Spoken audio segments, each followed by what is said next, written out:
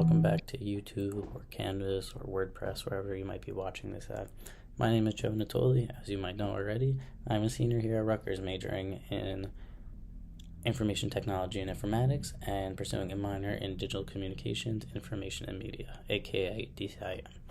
And so today for this video, we'll be talking about my DCIM Capstone project and everything I had to do for that. And so this research project involved any technology we wanted, any sort of topic we wanted to answer our question to. And so my question that I was researching was, how does artificial intelligence affect education and the workforce? Because the recent kick of AI, it has been unbelievable how fast it is emerging and how it is developing to this disruptive technology already. And so for this project, the way it started, I had to begin finding sources. I had to begin finding proper data sources, proper research papers, just everything that had to do with this topic. I had to find real concrete sources. And I also had to do a couple of interviews. I decided to research some of the students at my school, some of the professors within my school, and even a few professionals that I found. And so taking all these electronic sources, after I got the interviews, I managed to put all this together in a series of blogs that are on my website that I can link down below and wherever this video is getting posted. And within these blogs, I just kind of connected my research that I got electronically and through these academic journals and Harvard studies and industry articles.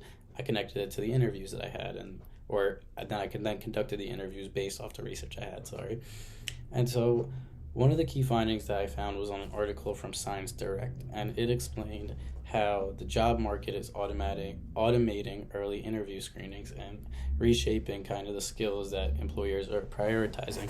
And so one of my favorite examples of this is the Amazon example, where they had an AI-trained job hirer, and it would only get reply to people based on their resume. But the problem with this algorithm was that this AI was only hiring males, or only seeking out males.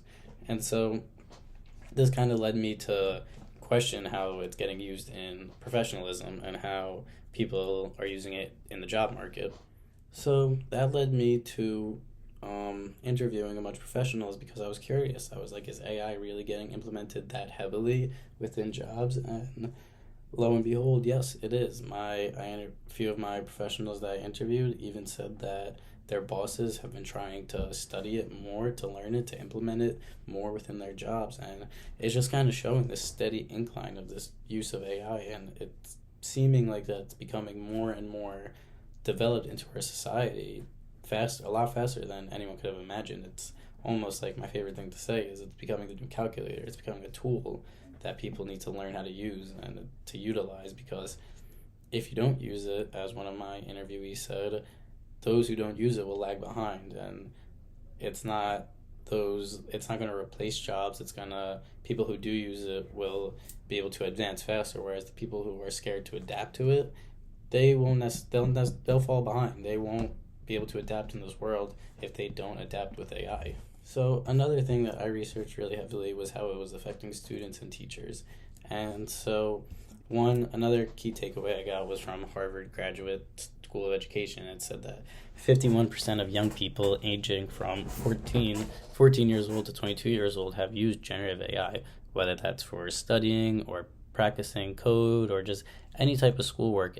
Kids have used it for it. And so that's just another way to show this steady incline of AI being used. So now it's being used from students to professors to even professionals. It's being used all over. And I had an interview with one of my professors who said that his class was made because of AI, and he kind of promotes the use of AI because it does help. If you utilize it correctly, it will be a tool and not kind of a threat. And that was kind of the basis of this whole research. I wanted to show and figure out if it is getting used as a tool or if more people see it as a threat.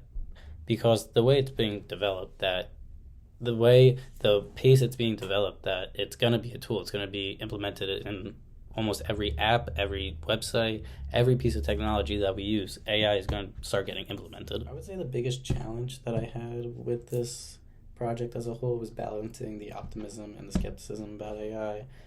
For a lot of people, it's really easy to get caught up in whether to be excited or whether to fear for AI because you don't know whether it's going to take your job, make your job easier.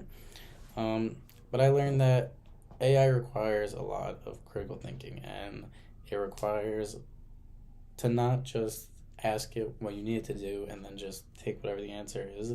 It's AI literacy, and that is something I tried to focus on towards the end of my project. That I think that should be a huge part of what schools implement, AI literacy, and it should be a core part of curriculum because AI is gonna slowly start taking over this world, and I mean not like actually like Will Smith in I Am Robot, but I mean AI is going to be implemented, like I said before, in every app, in every website, in every piece of technology that we own. And so that was definitely the biggest challenge I had. And the biggest takeaway and the answer to the question that I asked in the beginning is yes, AI is a tool. AI is a tool that should be positively affecting students, professors, professionals. It should be used to help them study. It should be used to help them grade, give assignments. It should be used for professionals to help them with their work, make their work easier, streamline the little easy assignments or the little easy things of work they have to do.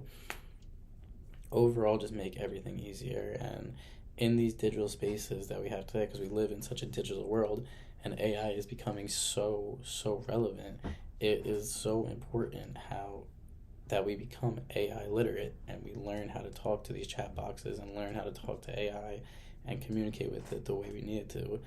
And this project and the DCIM program as a whole has kind of given me the skills to analyze, communicate, and help create a responsibility in this digital era that we live in. And that's something that I'm very thankful for the DCIM program as a whole. It has really helped me see the digital world in a different way and has helped me communicate throughout the digital world, because honestly without it there's so much that I would not know about this era that we are living in, and so much. So with that, I just want to say thank you for watching, and I hope you learned a lot. And as stated before, I will be linking everything down below to wherever this is posted to. And yeah, have a good one.